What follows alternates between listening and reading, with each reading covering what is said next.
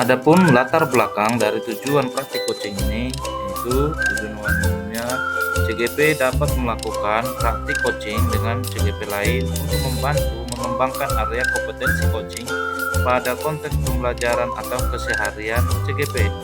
Pada praktik ini, rekan sejawat mengalami permasalahan mengenai murid yang sering murung dan tidak bersemangat untuk belajar, sehingga kurang fokus di saat belajar yang disebabkan faktor keluarga yang mengakibatkan nilai yang diperoleh siswa menurun. Dalam praktik coaching ini menggunakan alur tirta. Melalui alur tirta ini, rekan sejawat dapat mengatasi masalah yang dihadapinya serta dapat meningkatkan dan mengembangkan potensi yang dimilikinya. Dalam praktik coaching ini, coaching adalah kegiatan percakapan yang menstimulus pemikiran coach dan memberdayakan potensi coach. Praktik coaching ini lebih membantu seseorang untuk belajar daripada mengajarinya. Namun, peran daripada coach artinya dia memberikan manfaat dan pelaksanaan dalam kegiatan coaching. Sedangkan pada peran coach yaitu sebagai penerima kegiatan dan menerima manfaat daripada kegiatan coaching ini sehingga dia dapat menemukan solusi atas permasalahan yang dihadapinya. Dalam praktek coaching ini dengan menggunakan model tirta, yang pertama ada satu tujuan. Pada tahapan ini seorang coach akan menanyakan tentang tujuan sebenarnya yang ingin dicapai oleh coaching. Dalam hal ini si Pak Irja, di mana pertanyaan yang dimunculkan adalah apa rencana pertemuan ini dan dari pertemuan ini apa sih tujuan yang diharapkan. Namun pada tahap yang kedua yaitu diidentifikasi. Pada tahap identifikasi ini seorang coach mengajukan beberapa penggajian informasi dengan memberikan beberapa pertanyaan yang berbobot. Seperti pertanyaan, jika dalam skala 1 sampai 10 posisi belajar murid itu, maka saat ini posisi murid Pak Irja di posisi berapa? Dan di skala berapa yang ingin diharapkan untuk yang menjadi hambatan Pak Irja dalam mewujudkan skala tersebut. Pertanyaan berikutnya, apa sih yang menjadi kekuatan Pak Irja dalam mewujudkan atau mencapai mengembalikan posisi murid ini supaya kembali semangat belajar.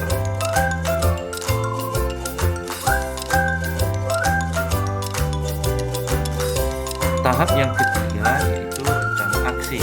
Pada tahap ini, seorang coach merancang aksi dengan sejumlah pertanyaan seperti apa rencana kerja dalam mencapai tujuan, strategi apa yang akan dilakukan dalam mencapai tujuan tersebut, dan tindakan apa yang sudah dan yang belum dilakukan sehingga dapat mencapai tujuan yang diharapkan. Dan dari rencana tindakan yang akan disampaikan, tindakan apa yang diprioritaskan agar dapat mencapai tujuan yang diharapkan, apa tolak ukur keberhasilannya, sehingga kapan mau dilaksanakan tindakan yang akan disampaikan ini. Pada tahap keempat yaitu tanggung jawab. Pada tahapan ini seorang coach mengarahkan coach dengan pertanyaan, apa komitmen Pak Irja dalam melaksanakan rencana aksi? Siapa yang membantu dalam menjalankan komitmen tersebut? Dan bagaimana dengan tindak lanjut dari hasil kegiatan coaching ini?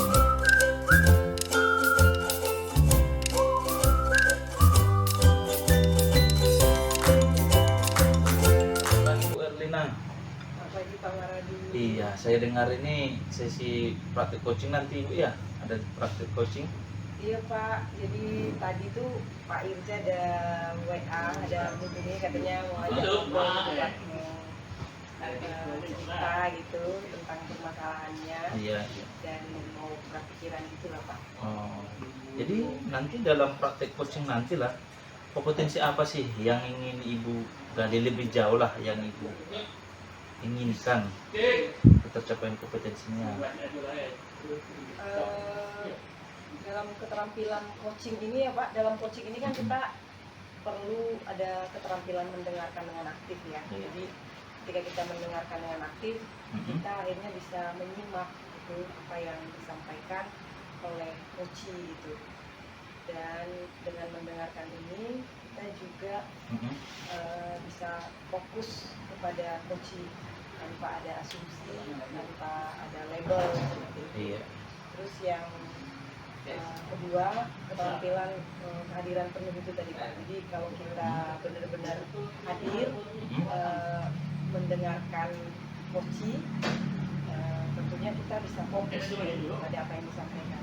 Dan yang ketiga itu adalah bagaimana kita mampu mengajukan pertanyaan-pertanyaan yang berbobot, sehingga melalui penggalian ini nanti coach akhirnya dapat menemukan solusi atas masalah yang dihadapi. Oh, seperti itu Bu ya. Berarti Bu ingin mengembangkan kompetensi dalam praktik coaching ya.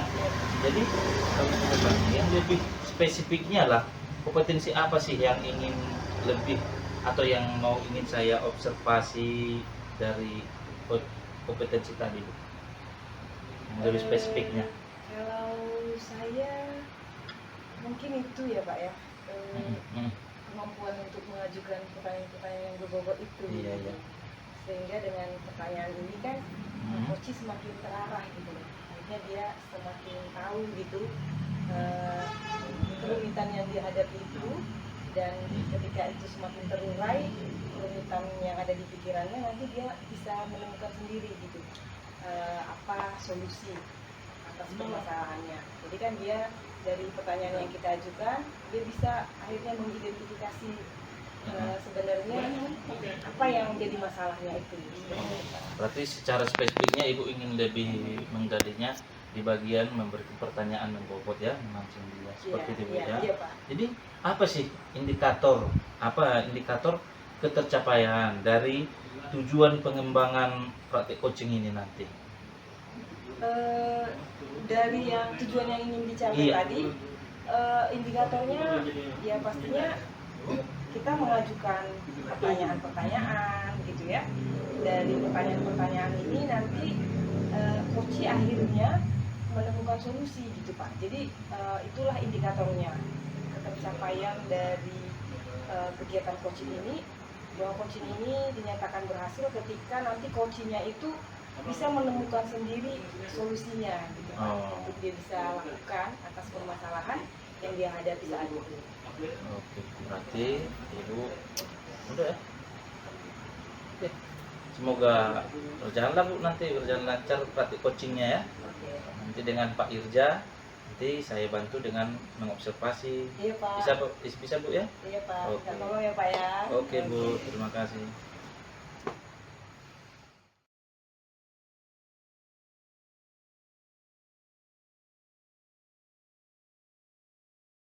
Selamat pagi Pak Irja. Selamat pagi Bu Herlina. Apa kabarnya Pak? Alhamdulillah saya sehat Bu. Sehat ya Pak ya. Syukurlah. Jadi tadi kan katanya mau ajak ngobrol nih Pak. Apa nih yang mau diobrolin Pak? Saya mau ngobrol masalah siswa Bu. Siswa saya ada yang bermasalah, nilainya menurun kemudian nggak fokus. Ada masalah siswa Bapak nilai menurun gitu ya Pak ya. Jadi kira-kira Pak dari sisi coaching kita ini apa yang mungkin Bapak capai? Jadi saya ingin agar siswa saya itu yang namanya Adit itu Bu, nilainya kembali bagus seperti dulu, karena sekarang nilainya menurun. Kemudian kembali fokus Bu, untuk belajar di sekolah maupun mengerjakan PR di rumah gitu. Gitu ya Pak ya. Berarti Bapak menemukan masalah dalam diri adik ini sebetulnya kurang fokus dalam belajar gitu. Iya. Jadi kalau misalnya fokusnya itu kalau 1 itu adalah yang rendah gitu ya. Nah, kalau misalnya 10 itu yang nilainya tinggi itu, maka kira-kira di posisi mana Adit bisa? Kalau sekarang Adit kalau diperkirakan Ibu mana ya? Mungkin di level 4 Bu. Iya. Jauh menurun. Jadi Bapak berharapnya atau inginnya naiknya ke level berapa Bu? Saya inginnya sesuai dengan standar KKM saya Bu, di pendidikan agama Islam itu di 75. Mungkin kalau di skala level di skala 8 Bu. Lumayan ya Pak ya, 4 ke 8. Oke Pak, jadi Pak kira-kira nih Bapak bisa sampaikan nggak apa yang menjadi masalah adik ini sehingga dia mengalami penurunan gitu dalam belajar. Jadi si Adit ini saya lihat dalam 1 bulan belakangan itu nilainya menurun, kemudian juga tidak fokus ketika dia belajar, apalagi ketika sesi mendengarkan atau menyimak. Karena setelah saya perhatikan dan saya cari informasi bahwa anak ini kepikiran ayahnya yang sakit keras. Jadi itu faktor yang menyebabkan dia menjadi tidak fokus, sehingga lebih mengutamakan ayahnya di rumah dibandingkan nilai sekolah. Iya Pak ya, berarti Adit ini mengkhawatirkan kondisi ayahnya ya, Kondisi ayah yang sedang sakit, sehingga ini yang membuat dia mengalami penurunan dalam fokus belajar dan juga dalam pengerjaan PR. Seperti ya Pak ya? Iya betul, gitu. Jadi Pak, sejauh ini apa yang sudah Bapak lakukan gitu untuk membantu Adit ini? Sejauh ini Bu, saya sudah coba cari informasi. Saya tanya ke Adit mengapa bisa nilainya jatuh, kemudian mengapa bisa tidak mendengarkan ketika saya menjelaskan. Dia malah diam saja Bu, diam saja. Ketika dikonfirmasi ke rumah, pergi saya ke rumahnya, rupanya ayahnya sakit keras Bu. Setelah saya sampaikan kembali keesokan harinya sama si Adit, beliau nangis, anaknya nangis Bu. Nangis dia. Rupanya inilah masalahnya, dia bimbang ayahnya ini kemungkinan terburuk yang terjadi pada ayahnya. Jadi dia nggak kepikiran lagi belajar. Gitu ya Pak. Ya. Berarti Adit ini sangat mengkhawatirkan kondisi ayahnya ya? Sangat khawatir. Jadi Bapak sudah mencoba berkomunikasi ya? Saya dengan- sudah komunikasi Adit, dengan Adit, dengan keluarganya, keluarga. dan memang belum sempat dinasihati. Tapi saya sendiri juga sedih melihat kondisi itu. Jadi Bapak udah temukan ya apa yang menjadi masalah Adit sebenarnya ya? Iya, Sehingga betul. dia mengalami kemunduran dalam belajar. Nah, ada lagi nggak Pak yang kira-kira Bapak pikirkan untuk bisa membantu Adit ini? Selain itu? Ada Bu, saya berpikir kemarin setelah saya lihat dia nangis, saya berpikir kalau saya tekan secara pertanyaan itu bisa bikin anak kita stres mungkin Bu. Jadi saya inginnya nanti ngomong lagi sama dia. Kemudian saya juga udah ngomong sama temannya bilang Adit itu kami udah hampir jarang pergi ke rumah Adit karena takut mengganggu ayahnya sakit Pak. Teman-temannya bilang gitu. Jadi langkah selanjutnya saya ingin teman-temannya ini tetap datang ke rumahnya belajar, tetap mengingatkan dia, dan mungkin saya datang ke rumahnya untuk melakukan sesi pembelajaran intensif lah sedikit, mungkin ambil waktu 30 menit di rumahnya sambil nemani dia lah Bu, biar dia ada rasa kuat lah semangat belajar. Iya Pak ya. Berarti Bapak akan melakukan komunikasi lagi lebih mendalam. Dari hati ke hati kira-kira Iya, gitu ya Pak ya. betul. Yang kedua Bapak akan mengajak Ajak teman, teman-temannya iya. ya, teman-temannya supaya teman-temannya juga dikasih tahu gitu ya, Iya betul. supaya bisa membantu Membantu Adit di rumah Iya, biar oke. dia ada semangat Ada belajar. semangat belajar ya, tetap datang ke rumahnya Tetap gitu datang ya. ke rumah. Oke, yang ketiga Bapak nanti memberikan Belajar intensif lah Bu ke rumah. ya. Bagus sekali ya Pak ya. Iya, Eh, itu maksudnya. Oke Pak, jadi dari ketiga solusi yang bisa Bapak pikirkan ini gitu ya, kira-kira mana yang paling memungkinkan untuk lebih dahulu dilakukan gitu?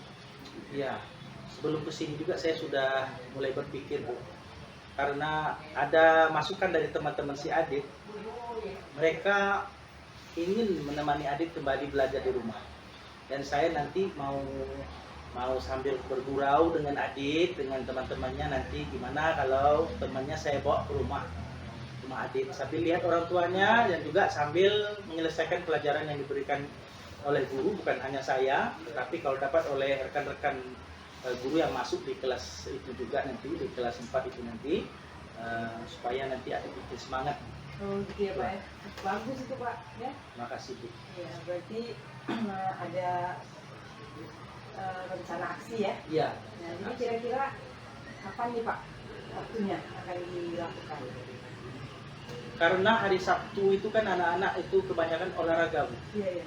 Dan Adit juga kelihatannya kalau hari Sabtu dengan temannya itu lebih erat, lebih kuat hubungan mereka ketika bermain-main gitu. Jadi saya mau samperin mereka lah, mau sama-sama duduk dengan mereka, nyampaikan ke Adit, nyampaikan pelan-pelan Bu sama anak-anak kayak anak kita. Jadi saya udah pikir kayak gitulah. Mudah-mudahan nanti kalau saya adakan pada hari Sabtu itu, mudah-mudahan Adit nerima, kemudian bisa berjalan lancar lah program itu. Berarti hari Sabtu ini ya Pak ya? Iya Bu, kalau tidak ada halangan hari Sabtu. Hari Sabtu secepatnya ya Pak ya? Secepatnya. Oke. Nah jadi Pak, kita nih, saya kan perlu juga ya banyak kira-kira setelah sesi coaching ini apa yang Bapak rasakan gitu, lakukan ngobrol begini. Jadi dari anak-anak itu dapat nilai rendah, saya udah mulai down juga. Karena saya memikirkan bagaimana kualitas saya ya. Pasti juga saya punya tanggung jawab selaku seorang guru. Kemudian ketika udah kepikiran nih untuk ngomong dengan ibu bagaimana caranya membicarakan masalah ini, dan hari ini sudah ngomong, udah bicara, udah sharing, saya merasa lebih lapang.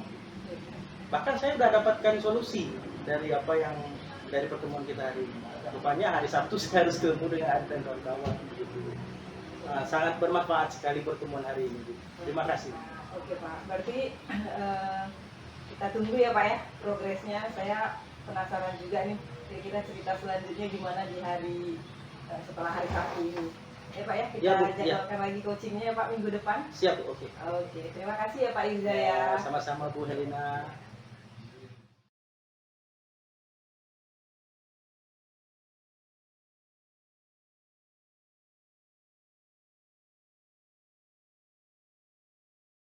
Ibu Erlina tadi sudah melakukan praktik coachingnya dengan Pak Irja.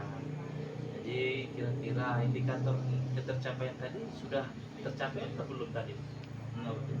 Kalau menurut saya sih sudah ya Pak ya. Jadi tadi dari sesi coaching tadi Pak Irza mengemukakan masalahnya dan saya menggali Pak Irza dengan pertanyaan-pertanyaan dan akhirnya Pak Irza menemukan solusi atas permasalahannya. Jadi tadi ada 3 Pak solusi yang bisa dikemukakan oleh Pak Irza sendiri. Jadi yang pertama, Pak Irza akan berkomunikasi lebih mendalam dengan siswanya yang mengalami kemunduran dalam pembelajaran belakangan ini atau kemunduran prestasi ya. Dalam hal ini bernama Adit. Dan yang kedua, Pak Irza akan mengajak teman-teman Adit ini. Jadi dengan melalui teman-temannya ini nanti semoga Adit ini bisa kembali semangat gitu ya, belajar bersama, saling mengingatkan seperti itu. Dan nanti Pak Irza bersama teman-temannya juga akan mengunjungi Adit bersama dengan mengunjungi orang tuanya yang sedang sakit, sehingga nanti Adit bisa lebih bersemangat, lebih bersemangat belajarnya, lebih fokus dan nantinya meningkat prestasinya. Terus yang ketiga, Pak Irza akan memberikan tambahan pembelajaran, jadi secara intensif dia akan memberikan pelajaran-pelajaran, terutama di pelajaran-pelajaran yang tertinggal tadi seperti itu Pak. Oh gitu ya Bu ya. Ya, Pak. Berarti itu lah hasil observasi tadi saya. Hasil observasi saya tadi tentang praktik coaching Ibu ya. Ibu itu sudah melakukan menggali dengan memberikan pertanyaan berbobot, sudah nampak Bu. Gimana jadinya Pak Irja sebagai coach itu tadi sudah dapat menemukan solusi. Selain itu juga Ibu sudah menguasai juga kompetensi, yaitu kehadiran penuh, di mana Ibu mendengarkan semua apa permasalahan dari Pak Irja. Nah, selain dari itu, kompetensi apa sih lagi yang ingin Ibu kembangkan dalam praktek coaching ini?